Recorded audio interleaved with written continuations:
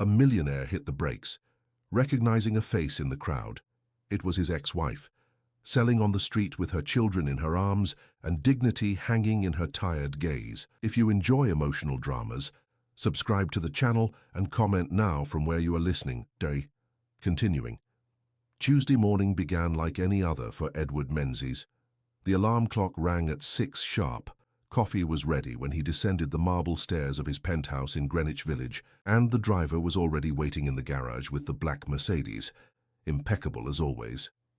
At 42, Edward had built an empire that started with a small construction company inherited from his father and grew into one of New York City's largest real estate development firms. Buildings bearing his signature dotted the landscape, each one concrete proof of his success. That morning, however, traffic was heavier than usual on Fifth Avenue. Edward looked out the window as he typed furiously on his cell phone, replying to emails from American investors interested in his newest venture. His driver, Mr. Jenkins, knew that silent routine well: 20 minutes to reach the office, 45 minutes of meetings with engineers, business lunch at Daniel. Edward's life was timed with the precision of a Swiss watch. The traffic light at the corner of Park Avenue and Fifth Avenue turned red. Edward sighed, impatient. It was precisely when his schedule couldn't afford delays that traffic conspired against him. He continued typing, but something in the periphery of his vision made him look up. On the sidewalk, right in front of the car, a woman held 2 small children while offering homemade sweets to hurried pedestrians. There was something familiar about that silhouette.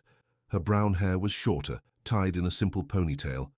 Her clothes were modest, a white blouse and a navy blue skirt that already showed signs of wear, but it was her gestures that first intrigued him. The delicate way she arranged the sweets on the tray, the affectionate way she held the smallest child, who couldn't have been more than 3 years old. Edward lowered the tinted window just a few inches, enough to see better. The woman turned her face in his direction, offering a polite smile to the driver of a car that had stopped beside them. It was then that Edward's world stopped spinning.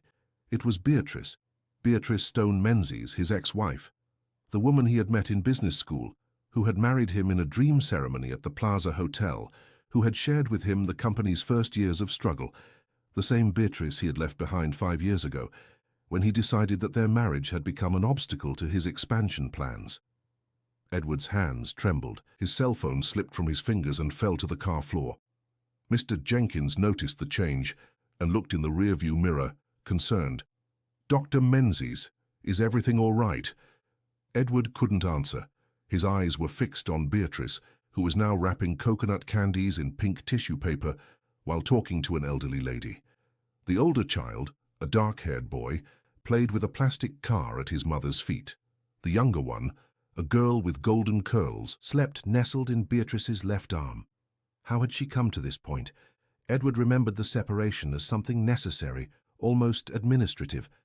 Beatrice had left the mansion in the Upper East Side, taking only a few clothes and her wounded dignity. He had kept everything: the house, the bank accounts, the company shares. At the time, it seemed fair. After all, he was the one who had built it all. The light turned green. Cars began to move, but Edward couldn't take his eyes off Beatrice. She waved to a customer who had just bought a whole tray of chocolate truffles, her genuine smile illuminating her tired face. There was a serenity in her that Edward didn't remember seeing before. A silent strength that brutally contrasted with the fragility of the situation. "Sir, the light is green," Mr. Jenkins warned gently. Edward finally reacted. Go, but drive around the block." "Pardon, sirs?" "Drive around. I want to pass by here again." Mr. Jenkins obeyed without questioning. He had known Edward for 15 years and knew when not to ask questions. They went around the block, passing by Madison Avenue, returning via Bleecker Street. When they returned to the corner, Beatrice was still there. This time, Edward asked to stop a little further away and observed. She worked with a touching efficiency. She organized the sweets by type, collected payment with a smile, always bringing an extra treat for children who passed by. The older boy helped, handing out the bags when his mother was busy with his younger sister. It was a practiced, family operation, speaking of months, perhaps years of practice. Edward felt a strange pang in his chest. Was it guilt? shame, or something deeper, something he couldn't name. He remembered their last argument, in the living room of the mansion he now inhabited alone. Beatrice had tried to explain that she felt abandoned, that the company had become more important than their marriage. He had responded with numbers, revenue, net profit, growth projections, as if love could be calculated on spreadsheets. At the time, Beatrice was pregnant with their second child. Edward vaguely remembered her mentioning it during one of their divorce discussions, but he was so focused on the legal aspects of the separation that he hadn't paid attention. Now, looking at those two children, a terrible calculation began to form in his mind. The boy must have been about 4 years old, the girl 2 or 3. If Beatrice was pregnant when they separated... His phone rang, interrupting his thoughts. It was Patricia, his secretary, reminding him of the meeting that would start in 10 minutes. Edward looked at his watch. 9:15. His entire morning was scheduled. Japanese investors were waiting for him. $1 million contracts depended on his presence. "Doctor, we need to go," Mr. Jenkins said, also looking at his watch. Edward hesitated. For the first time in decades, he considered cancelling a meeting. But pragmatism spoke louder. This could wait. Beatrice wasn't going to disappear. He knew where to find her now. "Let's go," he finally replied. Throughout the drive to the office, Edward couldn't focus on emails. The image of Beatrice with the 2 children spun in his mind like a looping film.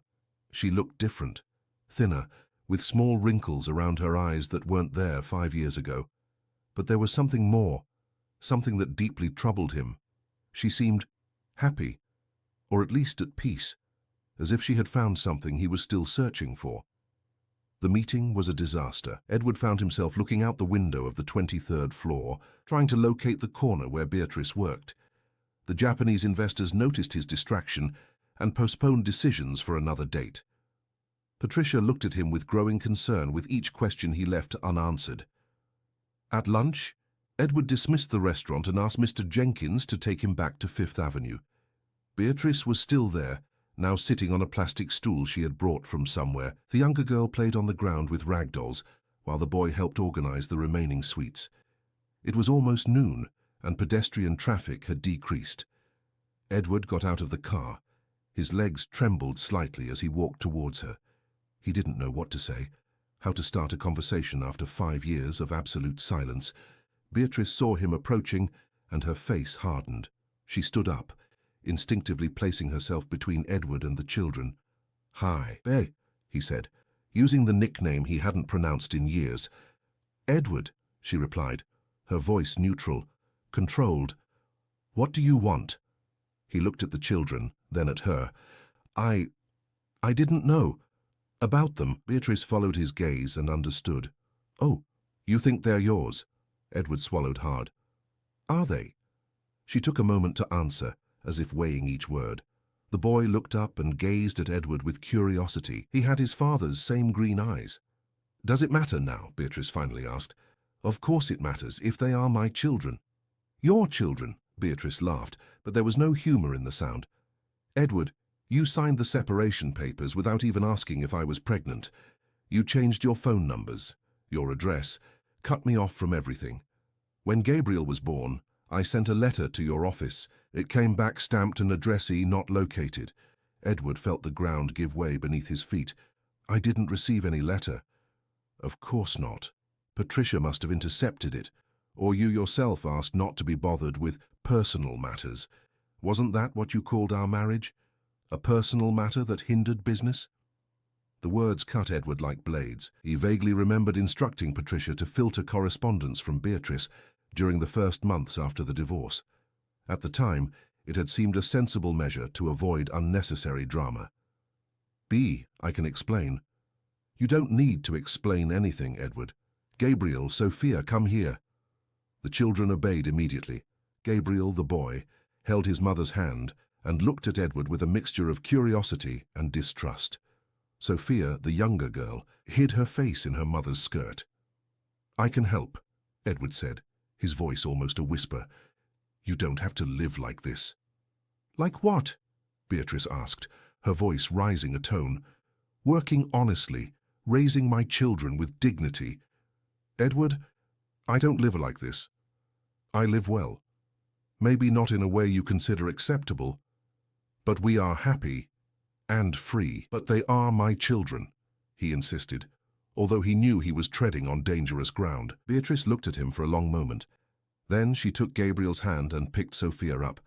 No, Edward, your children would be children, you know, whom you helped raise, who carry your stories.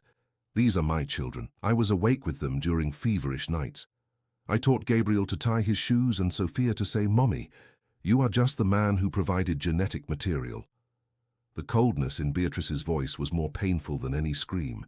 Edward tried to speak, but she was already gathering her belongings. "If you really want to help, do one thing," she said without looking at him. "Leave us alone." Beatrice carried Sophia in her left arm, the bag with the sweets on her right shoulder, and held Gabriel's hand. The three walked away towards the bus stop. Edward stood on the sidewalk, watching them leave.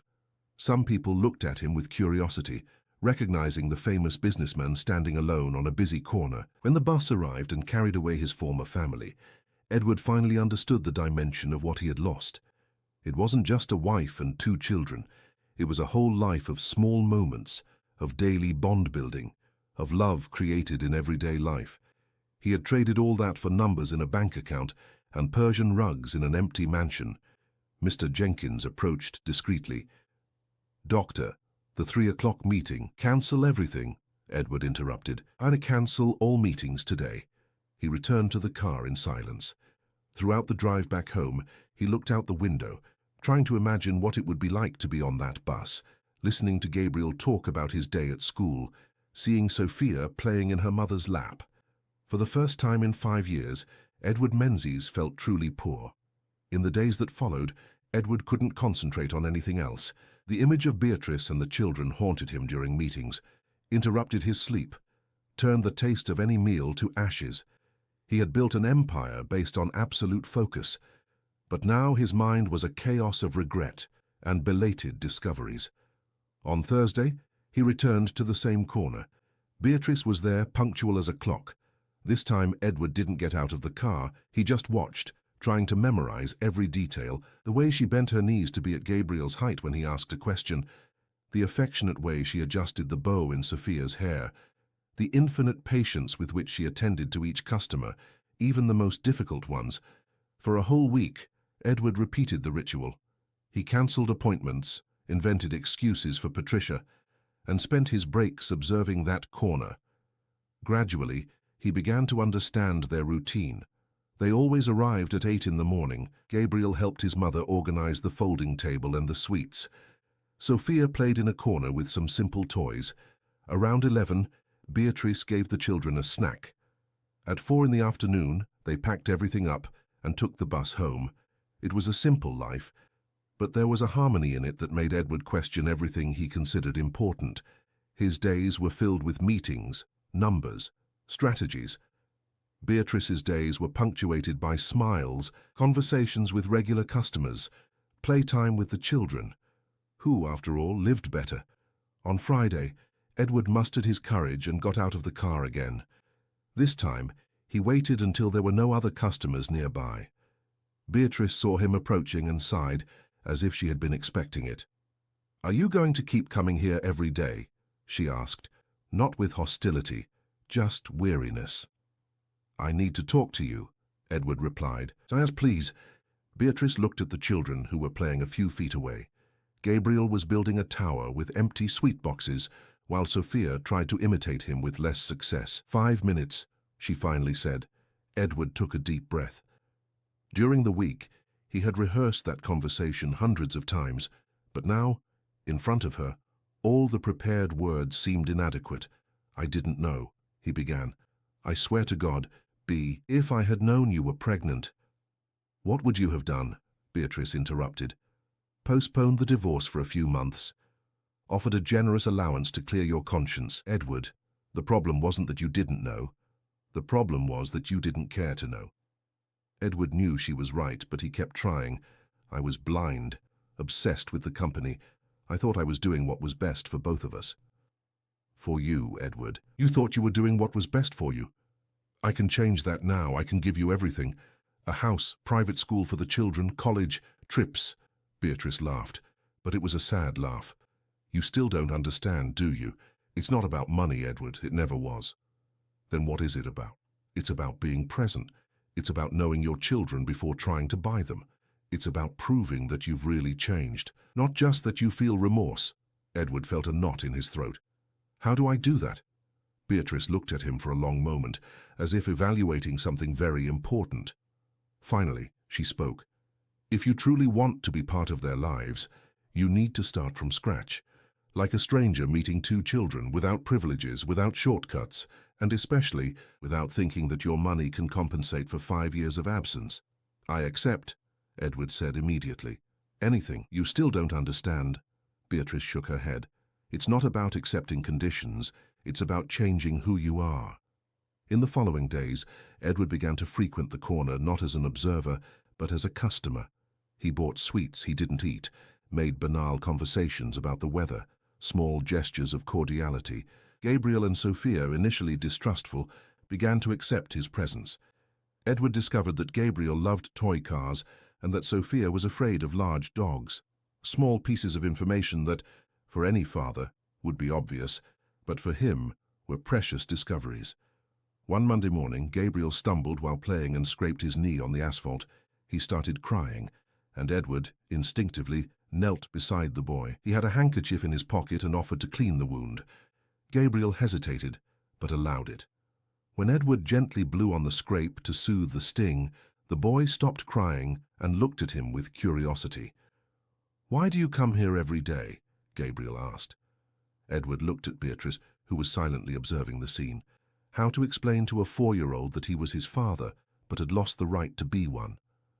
"Because I like you," Edward replied simply. Gabriel smiled. "Can you teach me to whistle? Mommy can't." Edward felt something break and rebuild at the same time inside his chest. "Of course I can." Over the next few weeks, the relationship between them slowly transformed. Edward learned that Gabriel dreamed of being an airplane pilot and that Sophia liked to draw flowers. He discovered that Beatrice had gone back to school, taking a pastry course at night, and that her dream was to open a small sweet shop. It was on a Thursday afternoon that everything changed. Beatrice didn't appear at the corner at the usual time. Edward waited until 5 in the afternoon before starting to worry. The next day, she didn't come either.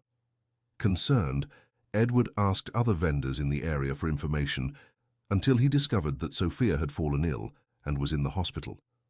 When he arrived at Bellevue Hospital, Edward found Beatrice sleeping in an uncomfortable chair beside a bed where Sophia connected to some machines and slept deeply.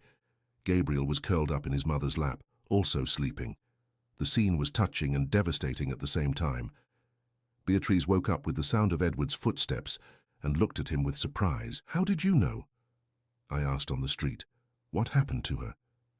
"Pneumonia," Beatrice replied, her voice exhausted. "The doctor said it was because of the cold and humidity. Sophia has always been more sensitive than Gabriel."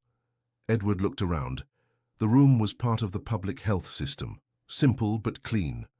There were 3 other beds occupied by children, and the environment, although well-maintained, was clearly different from the private hospitals Edward knew. "Do you want me to transfer her to a private hospital?" Edward asked softly. Beatrice looked at him with weariness. "Edward, she is being well cared for here. Dr. Fernanda is excellent. It's not about the hospital being public or private." "I know," he replied quickly. "I just want to help." Beatrice sighed. "If you really want to help, you can stay here with Gabriel while I go get some things from home. He doesn't want to leave his sister's side."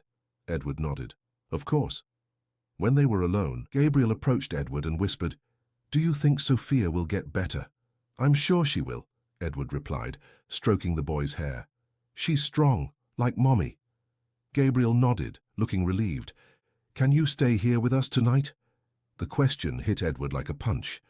That child, and who barely knew him, was asking for his company at the most frightening moment of his little life.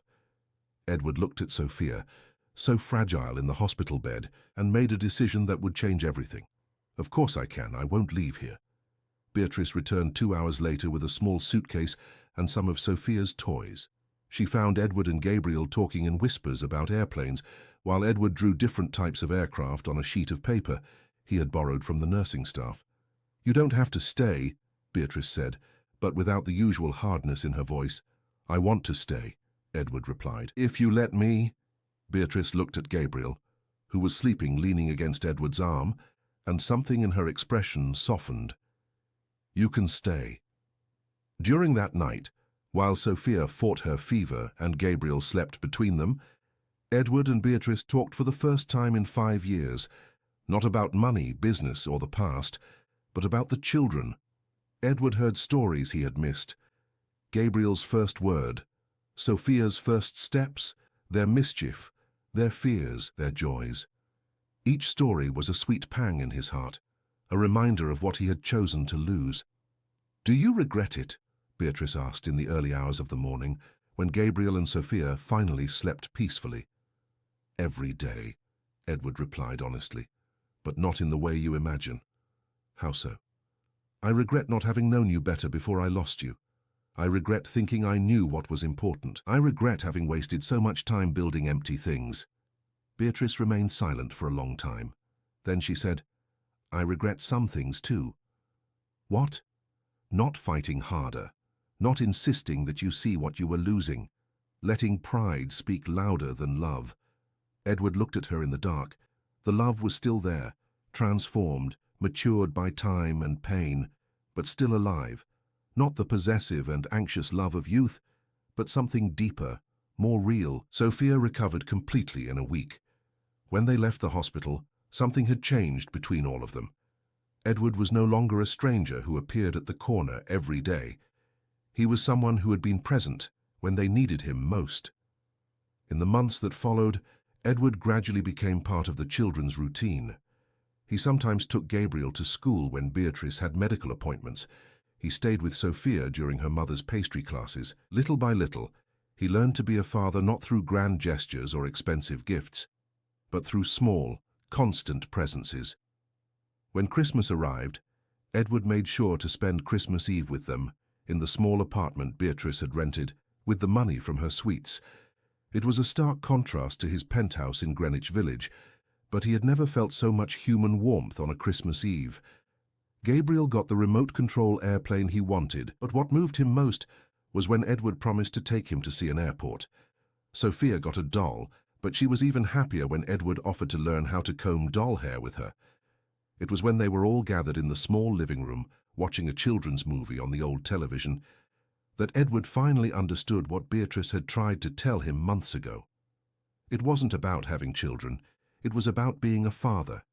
It wasn't about possessing a family, it was about being part of one. That night, when the children were already asleep, Edward and Beatrice went out to the small balcony of the apartment. The air was fresh, and the city stretched out before them with its endless lights. "Bea," Edward said softly, "I learned." "What did you learn?" "That there's no shortcut to love. That being a father isn't a title, it's a daily action. That family isn't something you possess, it's something you build every day." Beatrice smiled, and Edward saw in that smile the woman he had fallen in love with 20 years ago, but also the strong and independent woman she had become. "And now?" she asked. "What are you going to do with that learning?" Edward looked through the window at Gabriel and Sophia, who slept peacefully on the living room sofa bed. "I'm going to keep learning. Every day, if you'll let me." Beatrice took his hand, and Edward felt that he had finally found his way back home.